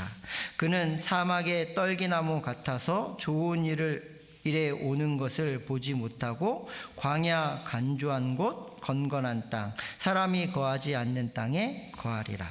그러나 무릇 여호와를 의지하며 여호와를 의뢰하는 그 사람은 복을 받을 것이라.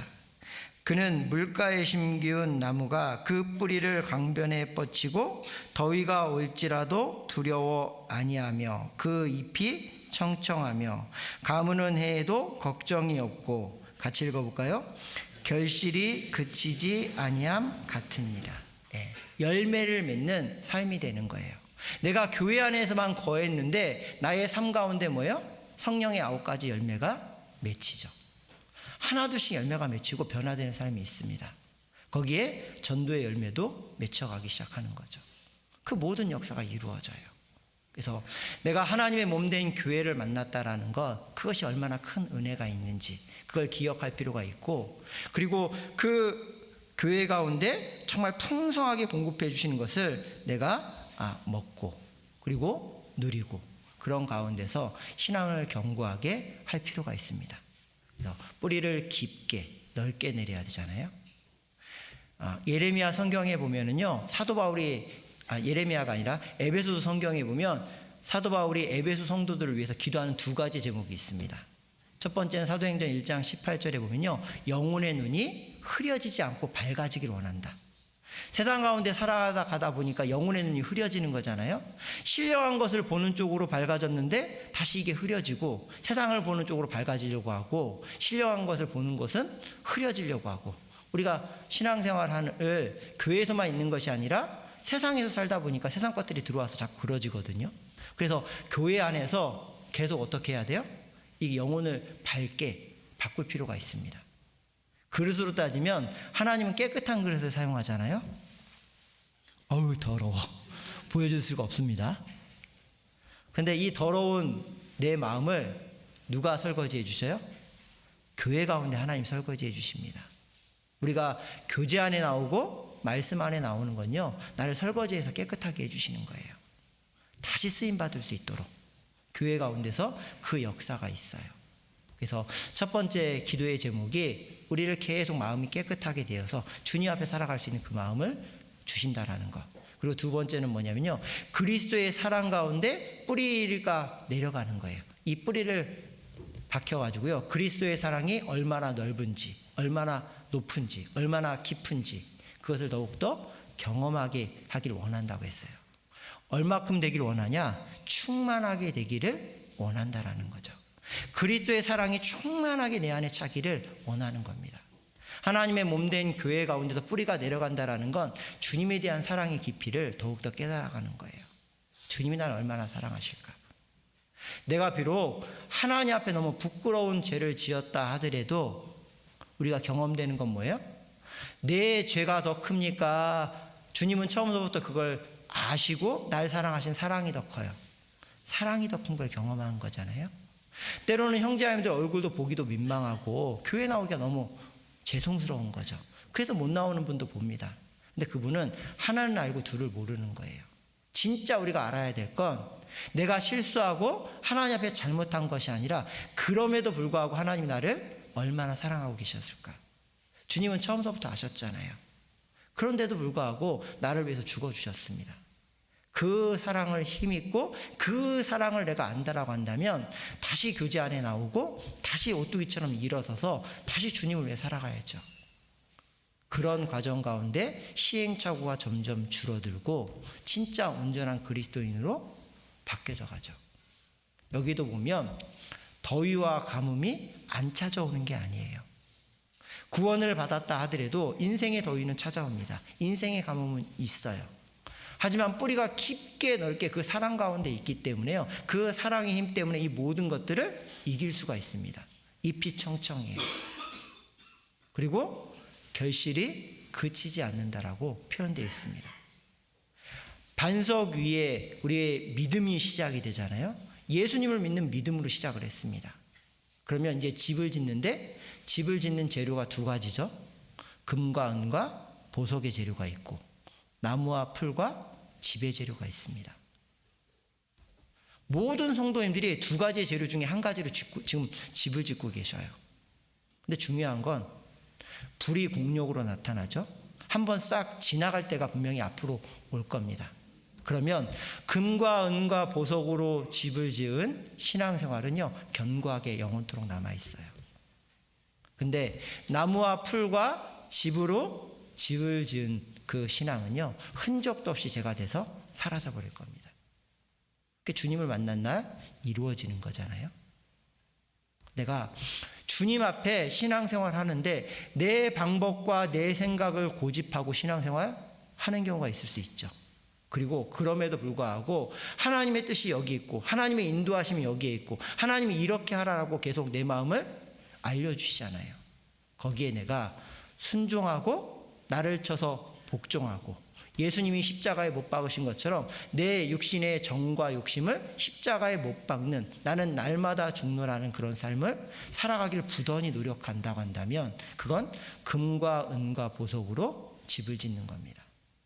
그랬을 때 우리의 삶 가운데 풍성한 열매들이 맺혀가는 거잖아요. 그것을 줄 수 있는 이 교회가 있다라는 게 얼마나 큰 은혜고 감사함인지 우리가 생각할 필요가 있습니다. 어제 이제 김명호 목사님을 잠깐 이제 식사하고 나서 뵀는데 목사님 그런 말씀을 해주시더라고요. 이제 외국에 있는 성도님들을 이야기하면서 참 우리가 교회 안에 있다라는 게 얼마나 큰 은혜인지, 외국에 가면 너무나 절실해진다고. 유럽 교회를 말씀을 해주시면서 예전에 유럽에는 나라마다 교회가 하나 있을까 말까였다고. 그러니까 성도님들이 교회를 오는데 뭐요? 700km. 그것도 매주마다 오시는 거예요. 700km를 와서 교회에서 토요일날 주무시고 주일날 말씀 듣고 교제하고 다시 또 700km 집에 가고 그 다음 주에 또 오시고. 그분들의 마음 가운데 교회에 대한 어떠한 마음을 갖겠냐고. 그러면서 우리가 이 교회 안에 있다라는 게 그냥 주어진 것이 아니라 이것이 정말 얼마나 큰 건지 그 소중함을 우리가 일깨울 필요가 있다고 했는데, 물론 저는 이제 해외에 그렇게 나가보질 않아서 그걸 피부로 와닿진 않지만 목사님의 말씀이 어떤 의미인지 충분히 그 마음속에 우리에게 주어지는 게 있어요. 그리고 아까 말씀해 보면요, 이 교회 안에 있을 때 주님께서 우리에게 또 공급해 주시고 인도해 주시는 그 가운데서 소생시켜 준다는 표현이 있거든요. 소생이라는 건 뭐예요? 다시 살려주는 거잖아요. 우리가 신앙이 죽어 있는 것 같지만 주님께서 소생시켜 주시면 다시 소생이 될까 안 될까요? 소생이 되죠. 우리 부엌에 가면 가끔씩 그런 일 있잖아요. 아이고 뭔가 이렇게 봉사를 하신다고 그래가지고 경험이 별로 없으신 분들에게 이렇게 그래 해보시라고 부탁을 했어요. 열심히 만들긴 만들었는데 먹기가 어렵죠. 이 소생불능인 상황이 됩니다. 근데 우리 또 이렇게 연륜이 많으신 우리 어머니 분들이 딱 그거 가지고 딱 보시잖아요. 괜찮다고 걱정하지 말라고 내가 좀 도와주겠다고 해서 뚝딱뚝딱 했는데 뭐예요? 먹어보니까 와, 왜 이렇게 맛있어? 우리 그럴 때 뭐라고 합니까? 소생되었다라고 표현하잖아요. 완전히 이게 죽었던 음식이 살아나는 그런 것들을 경험하게 되죠. 그런 것처럼 신앙 가운데 그렇게 해주십니다.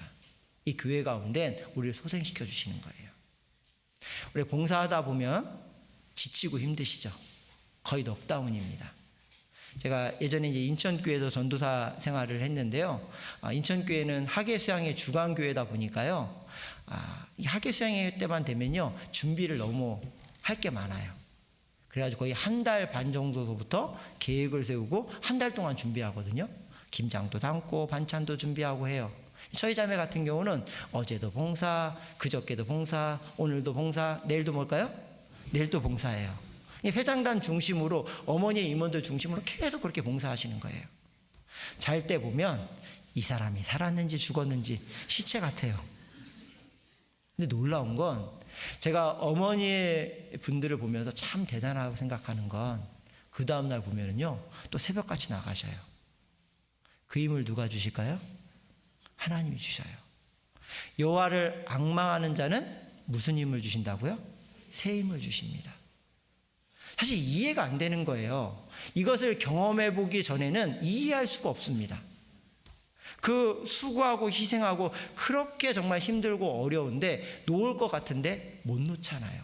왜? 주님이 주신 새 힘이 있거든요. 새 힘을 받아본 사람만이 그 맛을 알죠. 그래서 힘들고 버거울 줄 알지만 거기에 뛰어들어요, 안 뛰어들어요? 뛰어들죠.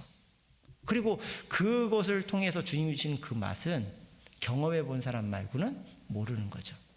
그러면서 젊은 세대들에게 권면하잖아요. 자매님도 이거 경험해 봐야 돼. 이거 알아봐야 돼. 이 맛이 얼마나 좋은지 한번 경험해 봤으면 좋겠어. 조심스럽게 이렇게 권하시잖아요. 그러면서 진짜 두렵고 떨림으로 뛰어드니까 그 다음에 뭐라고 대답해요? 아이고, 어르신 말씀이 정말 맞네요. 그렇게 하면서 그게 돕고 계속, 그러니까 교회가 성장되고 그 안에서 복음의 역사가 계속 이루어지잖아요. 그래서 주님이 우리를 인도하시는데 우리가 필요한 게 뭐냐면 기도할 필요가 있습니다. 주님, 나의 삶 가운데 어떤 계획을 갖고 있습니까? 내가 어떻게 하기를 원하고 무엇에 순종하기를 원하십니까? 그것을 물어볼 필요가 있죠. 그랬을 때 그 답을 얻을 수가 있습니다. 시편 32편을 보겠습니다.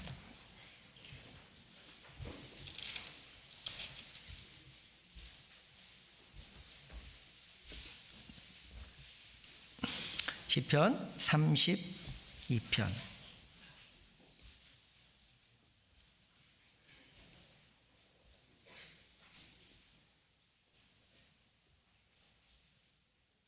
네, 8절, 9절입니다. 제가 읽어드리겠습니다. 내가 너의 갈 길을 가르쳐 보이고 너를 주목하여 훈계하리로다. 너희는 무지한 말이나 노새같이 되지 말지어다. 그것들은 자갈과 굴레로 단속하지 아니하면 너희에게 가까이 오지 아니하리로다. 특별히 8절에 보면 내가 너의 갈 길을 그 다음에 뭐라고 말씀하셨어요? 가르쳐 보이고라고 되어 있습니다. 하나님이 우리에게 원하시는 건요, 보여주길 원하시는 거예요. 무엇을? 갈 길을. 근데 나는 관심이 없어요. 그럼 볼 수 있습니까? 없습니까? 볼 수가 없죠. 내가 관심을 갖고 하나님 갈 길을 가르쳐 보여주십시오. 그렇게 간구하면 보여주실까요? 안 보여주실까요? 보여주시는 겁니다. 그리고 그것이 가장 지름길이고 가장 선한 길이고 좋은 길이라는 걸 우리가 믿음으로 받아들일 수가 있어요. 이유가 뭐냐면 너를 주목하고 훈계한다고 되어 있거든요. 하나님이 우리를 가장 주목하고 계시는 겁니다. 우리 그런 표현 있잖아요. 전 세계 80억 인구 중에 하나님이 가장 주목하는 사람은 누굴까요? 나입니다. 하나님이 가장 주목하는 교회는 어딜까요? 네, 오늘은 오산교회입니다. 제가 돌아가면 연천교회라고 하겠죠. 그게 맞잖아요. 능력이 없으면 주목하기 어렵거든요. 제가 좀 설교를 하고 있지만 형제자매님들 한 분 한 분 눈 마주치기도 쉽지가 않아요. 그냥 이렇게 싹 보는 것도 쉽지가 않습니다. 그냥 말씀을 잘 듣고 계시는지 뭐 반응을 보이시는지 안 보이시는지 그거 어느 정도만 이렇게 생각하고 있잖아요. 전 능력이 안 되기 때문에 그렇게 할 수가 없습니다. 근데 하나님은 전지전능하다고 표현하죠. 모르시는 게 없습니다. 다 하셔요. 못하실 수 있는 게 아무것도 없죠. 다 능력이 있으십니다. 우리가 주목이라는 단어를 언제 쓰냐면요, 내 사랑하는 자녀에게 주목하잖아요. 유치원에서 발표회를 합니다. 그럼 누구만 보고 있어요? 내 사랑하는 딸, 내 사랑하는 아들만 보고 있습니다. 유치원 원장님이 만약에 질문을 했어요. 다 끝나고, 아이고 어떤 학생이 이거 했는데 혹시 보셨어요? 그러면 뭘까요? 극적. 별로 안 봤거든요. 관심이 별로 없어요. 잘하든 잘못하든 난 누구만 주목해요? 내 자녀만 주목하거든요. 그게 주목이잖아요. 하나님이 우리 한 사람 한 사람에게 그렇게 주목하고 계십니다. 내 마음과 생각과 환경과 그 모든 것을 종합적으로 다 가장 명확하게 하시는 분이 누구예요? 주님이십니다. 그것을 종합해서 가장 좋은 길로 인도해 주고 계시고 그 길을 보여주기를 원하셔요. 그래서 우리가 첫째도 뭘까요? 순종이고, 둘째도 뭘까요? 순종이고, 셋째도 뭘까요? 네, 순종입니다.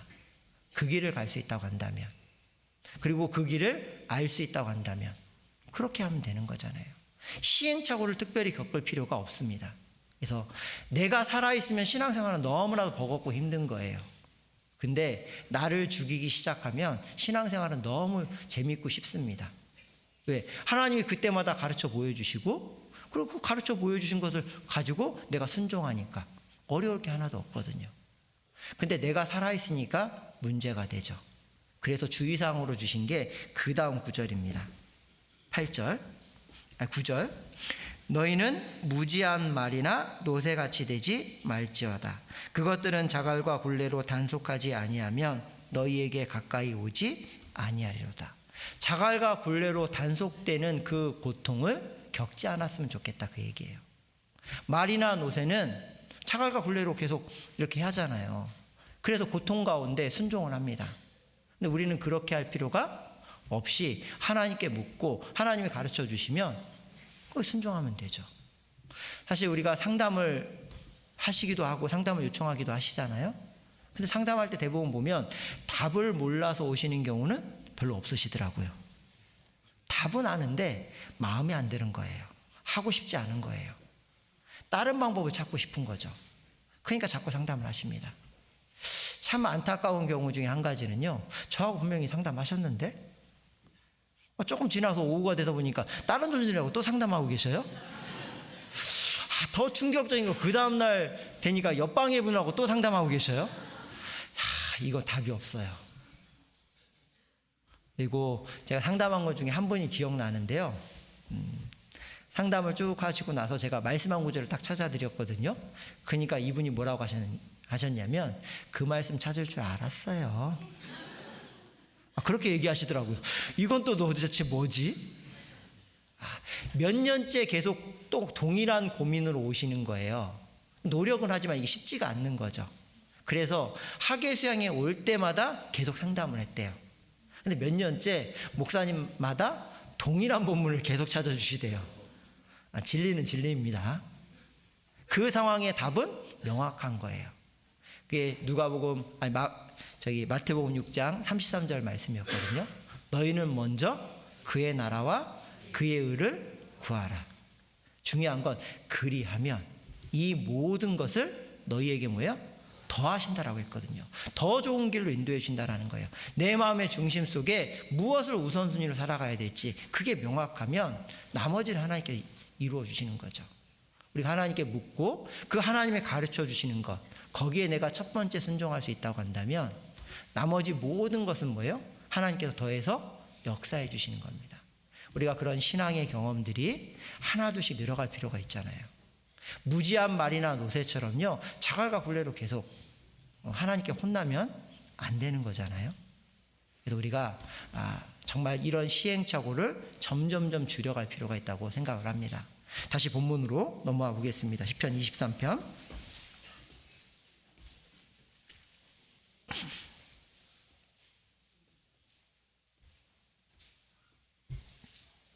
예, 4절부터 6절까지 제가 읽어드리겠습니다.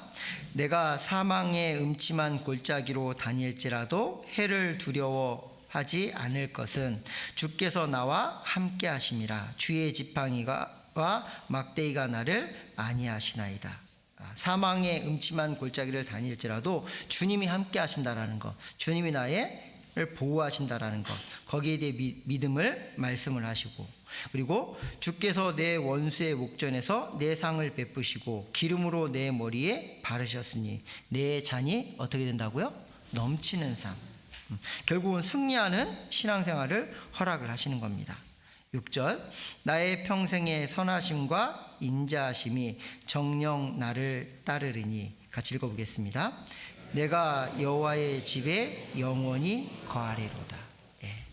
여호와가 목자로 계시는 이 여호와의 집에 뭐예요? 언제까지 있겠다고요? 영원히 있어야 됩니다. 다른 건 다 몰라도요, 이거 딱 한 가지만 기억하면 됩니다. 내가 죽을지언정 시어머니 나오미를 떠나지 않겠습니다. 룻이 고백했죠. 그거는 나오미가 좋아서 한 말이 아니라 나오미가 믿는 하나님이 좋아서 한 말이잖아요. 비록 모함 여인이었지만 시어머니를 통해서 하나님을 알게 된 겁니다. 그리고 하나님을 믿는 믿음을 갖게 된 거죠. 내가 그 믿음 가운데 이 하나님의 몸된 교회를 떠나면 돼요, 안 돼요? 안 된다고 고백한 거예요. 그러니까 시어머니 나오미가 더 이상 할 말이 없는 거죠. 그래서 하나님께서 우리에게 이 교회를 주셨습니다. 이 교회 가운데 하나님은 목자장으로 계셔요. 그래서 우리가 이 교회 가운데서 더욱더 하나님을 경험하는 삶, 그런 삶이 됐으면 좋겠습니다. 그리고 주님을 만날 날이요, 이렇게 생각해 보시면 어떨까 싶어요. 정말 얼마 남지 않았잖아요. 근데 내가 이제까지 신앙생활한 걸 기억하려고 하면 더 힘있게 살아가기는 어려운 것 같습니다. 사도 바울이 고백했던 것처럼 나는 한 가지 생각밖에 없다. 잊어버리려고 한다고 그랬거든요. 부름의 상을 위해 쫓아간다고 그랬어요. 아무리 힘있게 살았다 하더라도 그 힘있게 살았던 신앙은 잊어버리면 좋겠습니다. 그리고 앞으로 살아갈 것만 기억하셨으면 좋겠어요. 올 1년을 돌아봤을 때 하나님 앞에 죄송스러운 게 너무나 많다. 그래도 괜찮습니다. 잘 사셨든 못 사셨든 잊어버리셔요. 이제는 뭐만 기억하면 될까요? 표대만 기억하면 돼요. 주님을 만날 날만 기억하고 오늘 내가 주님께 이제까지 신앙생활 했던 것 중에 가장 최선의 삶을 살겠다. 더 많은 하나님을 경험하겠다. 그렇게 다짐해 보면 좋겠습니다. 그런 다짐과 그런 하나님을 경험하는 날 주님을 딱 만난다고 한다면 가장 정말 영광된 그런 모습이 아닐까 생각해 봅니다. 기도하시겠습니다.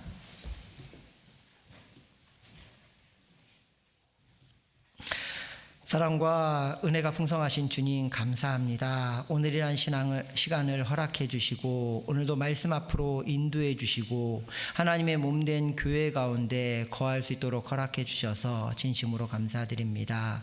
하나님께서 사랑하시는 우리 오산교회 형제 자매님들 한 분 한 분 그 삶과 10년 가운데 역사해 주셔서 마음을 지킬 수 있도록 도와주시고 주님이 나와 함께 하시고 하나님의 몸된 교회 가운데서 얼마나 많은 것들을 부어주시고 얼마나 안전한 길과 또한 확실한 길을 보여주시는지 그 길 가운데 순종하는 삶을 살아갈 수 있도록 주님께서 도와주시고 주님을 만날 날 주님께 정말 영광과 칭찬과 존귀를 얻는 그런 삶을 살아갈 수 있도록 그런 날이 다가올 수 있도록 주님 인도해 주시길 원합니다.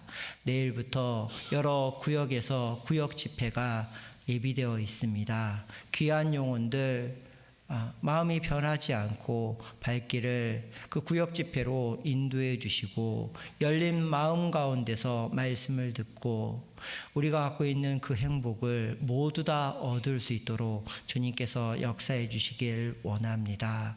그리고 말씀을 전해 주실 또한 강사님들께도 함께 해 주셔서 우리 목사님과 전사님께 힘을 주시고 지혜를 주시고 건강을 더욱더 허락해 주셔서 정말 은혜의 시간, 성령의 귀한 역사가 나타나는 시간이 될 수 있도록 도와주시옵소서.